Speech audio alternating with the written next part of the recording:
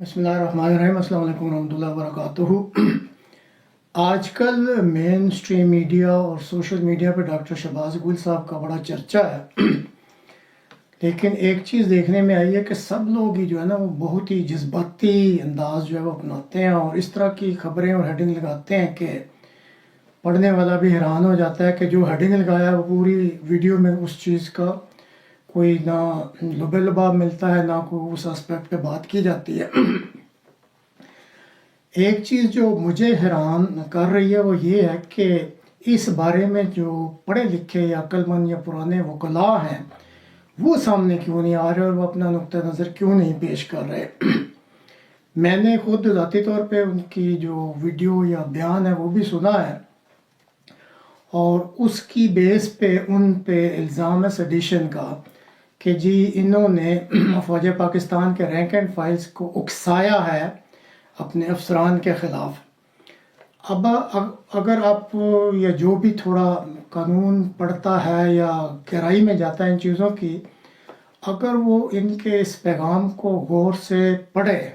اور گہرائی میں جائزہ لے تو اس میں ایسی کوئی بات نظر نہیں آتی ہے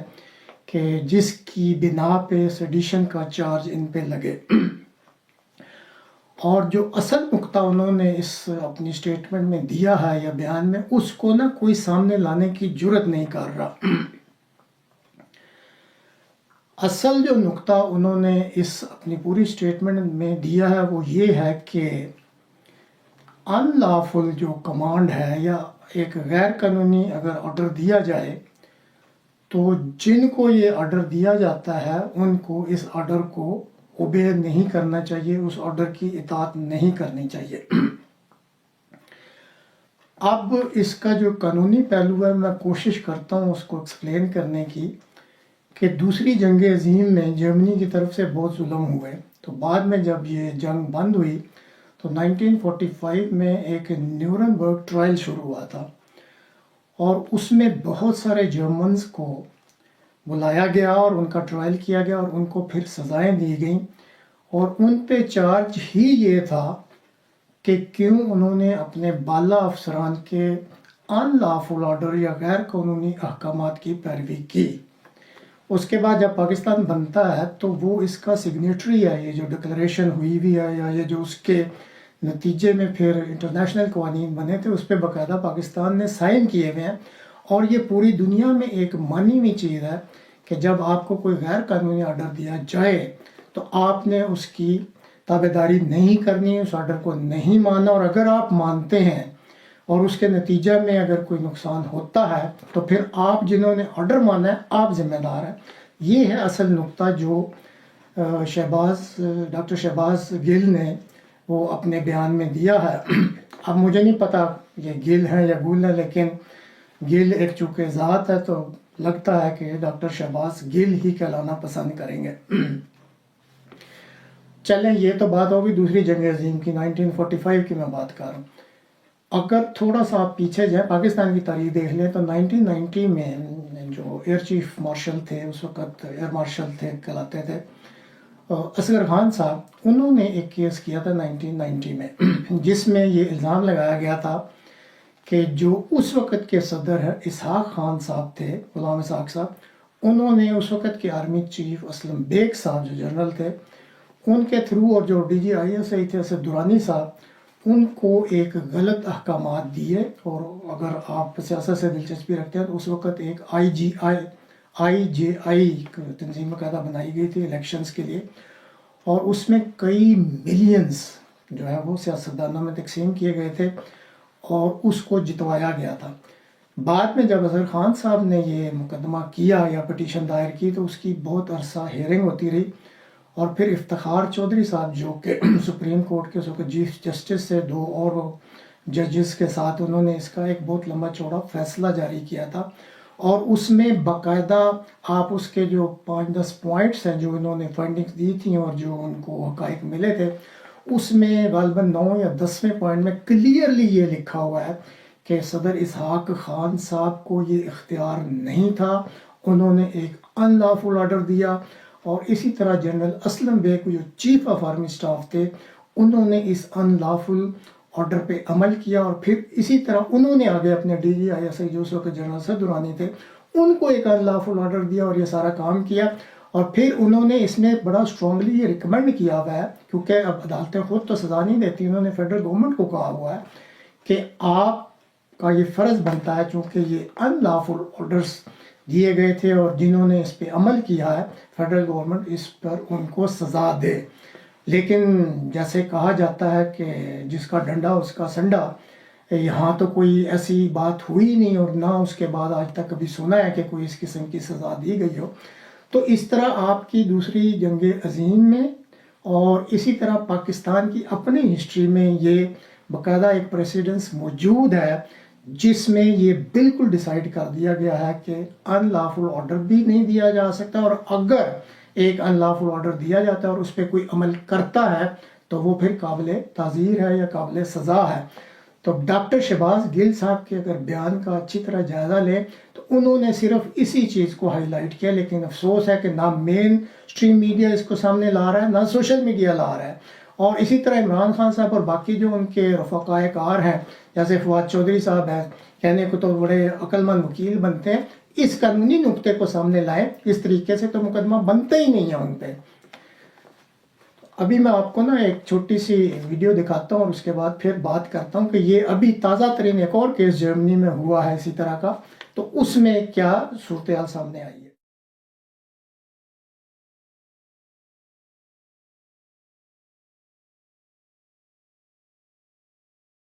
یہ جو بھی آپ نے تصویر ایک ویڈیو کی شکل میں دیکھی ہے، یہ شخص 101 سال اس کی عمر ہے. پچھلے سال یہ ٹریس ہوا کہ اس نے جب جرمنی جنگ کر رہا تھا تو نازی جرمنی میں اس کے پاس آرمی کی گارڈ ڈیوٹی تھی،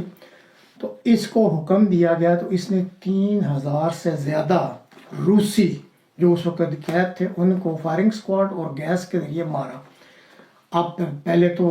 پتہ ہی نہیں لگا، لیکن جب یہ ٹریس ہو گیا تو پھر اس کا باقاعدہ یہاں مقدمہ چلایا گیا. 101 سال عمر ہے اس شخص کی، اور اسی سال پھر اس کا فیصلہ ہوا ہے اور اس کو انہوں نے 5 سال قید کی سزا دی ہے. اس نے بڑے اپنے سٹیٹمنٹ دیے کہ مجھے تو میرے بالا حکام نے آرڈر دیا تھا اس لیے میں نے کیا. انہوں نے کہا نہیں، جبکہ یہ ایک تحریراً انڈرسٹینڈنگ موجود ہے کہ کسی قسم کا غیر قانونی آرڈر دینا بھی نہیں ہے، اور اگر آپ کو دیا جاتا ہے اور آپ کو علم ہے کہ یہ غیر قانونی ہے اور اگر آپ اس پہ عمل کرتے ہیں تو یہ آپ کی سزا ہے. تو اس وقت تازہ ترین جو صورتحال جرمنی سے سن 45 کی جو میں سیکنڈ ورلڈ وار کے بعد کی بتا رہا ہوں وہ بھی جرمنی کا تھا، اب یہ ایک تازہ ترین کیس ہوا یہ بھی جرمنی میں ہوا ہے. تو یہ آپ کے پاس پریسیڈنس یا اگزامپل جو مثالیں موجود ہیں اس پہ غور کریں. عمران خان صاحب بجائے اپنے آپ کو ڈسٹنس کر رہے ہیں کہ جی جو انہوں نے کہا ایسے نہیں ہے، اس بیان پہ غور کریں اور جو قانونی نقطہ ہے اس کو اٹھائیں. انہوں نے کوئی کم از کم، ٹھیک ہے میں ناقص عقل ہوں گا، لیکن ان کا جو بیان جو اس وقت میڈیا پہ چل رہا ہے یا جو اسٹیٹمنٹ ہے اس سے تو بہرحال کوئی کسی قسم کا سیڈیشن چارج نہیں بنتا. انہوں نے ایک سمپل سی بات کی جو پوری دنیا میں مانی جاتی ہے کہ اگر پاکستانی افواج کو، رینک اینڈ فائلز کو یا پولیس کو کوئی ایسا آرڈر دیا جاتا ہے جو ان لافل ہے اور اپنے ہی ہم وطنوں پہ گولیاں چلا رہے ہیں جو کہ ایک پرامن احتجاج کر رہے ہیں، تو ان کا فرض بنتا ہے کہ وہ ایسا آرڈر نہ مانیں. اگر مانتے ہیں اور اس کے نتیجے میں کچھ اموات ہوتی ہیں یا نقصان ہوتا ہے تو پھر وہ لوگ جو ہے وہ اس کے لیے ملزم سمجھے یا مجرم سمجھے جائیں گے. ایک اور چیز ناظرین آپ کی دلچسپی کے لیے، شاید اکثر کو علم نہ ہو، جو پاکستان کا اس وقت آئین ہے اس کے آرٹیکل 245 اس کو کہتے ہیں ہائرارکی، کہ پاکستان میں جو حکمرانی کی ہائرارکی ہے یا جو ایک ٹری بنتا ہے کہ کس طریقے سے اس ملک میں حکمرانی ہونی ہے، تو اس کے مطابق چیف آف آرمی سٹاف جو ہے وہ ڈیفنس سیکٹری کے انڈر ہے. ڈیفنس سیکٹری ڈیفنس منسٹر کے انڈر ہے، اور ڈیفنس منسٹر اگر صدارتی نظام ہے تو صدر کے، ورنہ وزیر اعظم کے انڈر ہوتا ہے. لیکن کیا بدقسمتی ہے اس قوم کی کہ جس کا ڈنڈا اس کا سنڈا 1958 سے، بجائے اس کے کہ اپنی پوزیشن پہ رہ کے یہ قوم کی خدمت کی جائے، یہاں کے جو بھی چیف آف آرمی سٹاف بنتے ہیں وہ سب پہ حکمرانی کر رہے ہیں. ابھی چند روز پہلے ہی ایک ویڈیو میں قائد اعظم محمد علی جناح جو بانی پاکستان تھے ان کا بھی میں نے یہاں پہ ایک باقاعدہ جو سٹیٹمنٹ ہے وہ پڑھ کے سنائی تھی، اور انہوں نے واضح طور پہ کہا تھا کہ آرم فورسز کا کام جو ہوتا ہے وہ ملک کی خدمت ہے، ایکسٹرنل اور انٹرنل جو دفاع ہیں، اور ان ایڈ آف سول پاور، اگر ان کو درخواست کی جائے تو سول گورنمنٹ کی مدد کرنا ہوتا ہے، اور ہر فوج کا کام یہ ہوتا ہے کہ وہ اپنی سول گورنمنٹ کی اوبیڈینس کرے۔ لیکن یہاں پہ تو ہر چیز ہی نرالی ہے، اور اس وقت جو صورتحال ہے، پہلے بھی 2-4 دن پہلے بات کی تھی، ہمارا ملک اس وقت تیزی سے فاشزم کی طرف جا رہا ہے، اور پہلے بھی کہا تھا کہ یہ گٹھ جوڑ ہو چکا ہے، اور جو موجودہ چیف ہے انہوں نے نواز شریف صاحب کے ساتھ یا مسلم لیگ نون کے ساتھ مل کے کچھ فیصلے کر لیے ہوئے ہیں، اور عمران خان صاحب کو ان فیصلوں کا علم ہو چکا ہے، اور وہ اس کا بار بار اظہار بھی کر چکے ہیں۔ لیکن یہ ناظرین آپ نوٹ کر لیں کہ ایک حد ہوتی ہے، اس وقت تک بہرحال عوام میں کافی حد تک شعور آ چکا اور لوگوں کو علم ہو چکا ہے کہ ان کے ساتھ کیا ہو رہا ہے۔ تو اگر یہ حرکت کی گئی، اور لگ رہ چکا یہ کی جانی ہے، یہ ملک جو ہے نا یہ افراتفری کی طرف جا رہا، اور انارکی پھیلے گی، نہ کسی کے یہ حق میں بہتر نہیں ہوگا، لیکن مسئلہ یہ ہے کہ یہاں پہ کوئی بات سمجھنی چاہ ہی نہیں رہا، کوئی اس کا حل نکالنا نہیں چاہ رہا، اپنی اپنی انانیت کے بتوں بنے پڑے ہیں، اور جو انا یا ایگوئزم ہے اس کا یہ شکار ہوئے ہوئے ہیں۔ ملک کا اس وقت کسی کو خیال نہیں ہے، قوم کا کسی کو خیال نہیں ہے، اسلام آباد پس نظر میں ہے کہ میں نے ادھر کس طرح پہنچنا ہے۔ اور آپ یہ نوٹ کر لیں کہ اگر یہ لچک نہ دکھائی دی ساری طرف سے، تو یہ افراتفری جو ہے یہ ملک میں نوشتہ دیوار ہے، سامنے دیوار کے لکھا نظر آ رہا ہے۔ اللہ کرے کہ یہ کچھ سنبھل جائے۔ یہ جو آپ ویڈیو دیکھ رہے ہیں یہ میڈیا پہ آج کل چل رہی ہے، فن لینڈ کی پرائم منسٹر ہیں سنا مارین، تو یہ ان کی ابھی پچھلے ہفتے لیکیج ہوئی ہے کہ وہ پارٹی کر رہے تھی اور باقاعدہ ایڈکٹ ہوئی ہوئی ہیں، ڈرگ کا نشہ کیا ہوا ہے، اور دوسرے آپ غور سے دیکھیں تو ان کی گردن پہ کوئی جو ان کے خاوند نہیں ہے، کوئی دوسرا فرد جو ہے وہ بوسہ دے رہا ہے۔ آگے چل کے میں اس کی تفصیل بتاؤں گا، یہ صرف آپ کی انفارمیشن کے لیے۔ اور یہ جو آپ تصویر دیکھ رہے ہیں اس کی بھی آگے چل کے آپ سے بات کرتے ہیں۔ یہ جرمنی کے 2 منسٹر ہیں، ایک انن منسٹر اور ایک لیبر منسٹر، اور اس طرح جو یوکرائن میں جرمنی کے سفیر ہیں وہ اس میں، اور میئر آف دی سٹی موجود ہے۔ ابھی آپ نے ویڈیو دیکھی تو اس میں جیسے پاکستان میں ہوتا ہے نا، بعض اہم شخصیات کی جو نجی ویڈیوز ہوتی ہیں وہ لیک کر دی جاتی ہیں،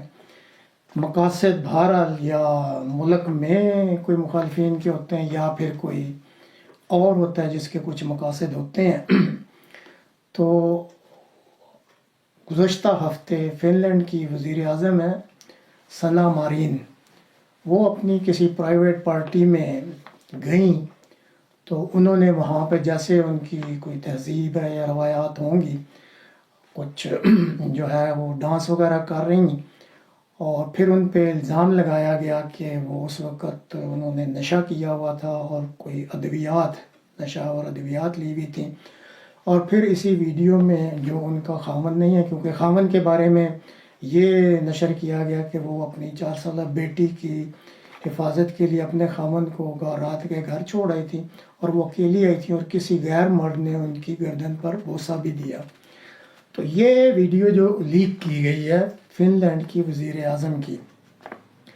اب ان کا ایک اپنا تہذیب کہہ لیں یا روایات کہہ لیں یا ان کا کلچر ہے، تو جب یہ لیک ہوئی تو انہوں نے سب سے پہلے تو اس پہ غصے کا اظہار کیا کہ یہ نجی جو محفلیں ہوتی ہیں یا جو مصروفیات ہوتی ہیں، جس نے بھی یہ کام کیا ہے یہ نامناسب کام کیا ہے، کسی کی نجی ویڈیوز کو اس طرح لیک نہیں کرنا چاہیے۔ دوسرا انہوں نے کہا ہے کہ میں تو اس میں کوئی مذائقہ نہیں سمجھتی، میری ایک اپنی پرائیویٹ لائف بھی ہے، اور اگر میں کسی پارٹی میں شامل ہوئی ہوں تو کسی کو اس پہ اعتراض نہیں کرنا چاہیے۔ جہاں تک ڈرگ لینے کا تعلق ہے تو انہوں نے اپنا ٹیسٹ کرا کے بھجوا دیا، اور اس کا سنا ہے کہ اگلے ہفتے رزلٹ آ جائے گا۔ تو اب یہ اسی طرح یہ جو آپ کو فن لینڈ کی وزیر اعظم کی جو فوٹو کی ویڈیو دکھائی تھی، اور اس کے ساتھ ایک اور ویڈیو جو دکھائی تھی، وہ ایک اور معاملہ ہے جو اسی کے ساتھ لیک کی گئی ہے، اور وہ یہ ہے کہ جرمنی کے دو جو وزیر داخلہ اور ان کے لیبر منسٹر جو ہیں، وہ اپنے جو ان کا یوکرائن میں سفیر ہے ان کے ساتھ ایک شہر کے میئر سے ملے ہیں، اور یہ جو میئر ہیں یہ بڑے مشہور باکسر ہیں۔ تو آپ نے یہ فوٹو دیکھی ہے کہ وہ بڑے ہی لیئر اور کیجول سے موڈ میں بڑی خوشگپیاں لگا رہے ہیں، اور ان کے ہاتھ میں شراب کو جو ہے وہ جام پکڑے ہوئے ہیں۔ تو اس پہ یہ دونوں ویڈیوز جو ہیں ایک وقت میں لیک کرنے کی جو وجہ سامنے آئی ہے، اور وہ تقریباً آج ہی سامنے آئی ہے، کہ یہ امریکہ کی شرارت ہے، اور امریکہ ان دونوں ویڈیوز کو لیک کرنے سے یہ میسیج دینا چاہ رہا ہے کہ اس کے انتہائی دباؤ کے باوجود فن لینڈ کی جو وزیر اعظم ہیں انہوں نے اس چیز کو ایکسیپٹ کرنے سے انکار کر دیا ہے کہ فن لینڈ کو روس کی طرف سے کوئی فوری خطرہ درپیش ہے، وہ نہیں مان رہی۔ اور اسی طرح جو جرمنی ہے، آپ کو بھی پتہ ہے کہ وہ شروع سے ہی اس یوکرائن کی جنگ میں اس کا ایک اپنا نقطہ نظر ہے، اور وہ اس کو امریکہ کی سیاست قرار دے رہا ہے۔ تو امریکہ نے جب یہ ویڈیو دونوں لیک کی ہیں تو فن لینڈ کی وزیر اعظم کی ویڈیو کے نیچے یہ ہیڈنگ لگایا کہ دیکھیں جی یہ ملک خطرے میں گھرا ہوا ہے، اور اس ملک کی وزیر اعظم جو ہے وہ پارٹیاں کر رہی ہے، نشے میں دھت ہو کے۔ اور اسی طرح انہوں نے جو جرمنی کے بارے میں کیپشن لگایا وہ یہ ہے کہ دیکھیں جی یہ کہتے ہیں کہ اپنا ہم مدد کرنے آئے ہوئے ہیں، اور یہاں میزائل کی بارش کسی وقت بھی ہو سکتی ہے، اور شہر کے میئر کو لے کے اگر ان کو کوئی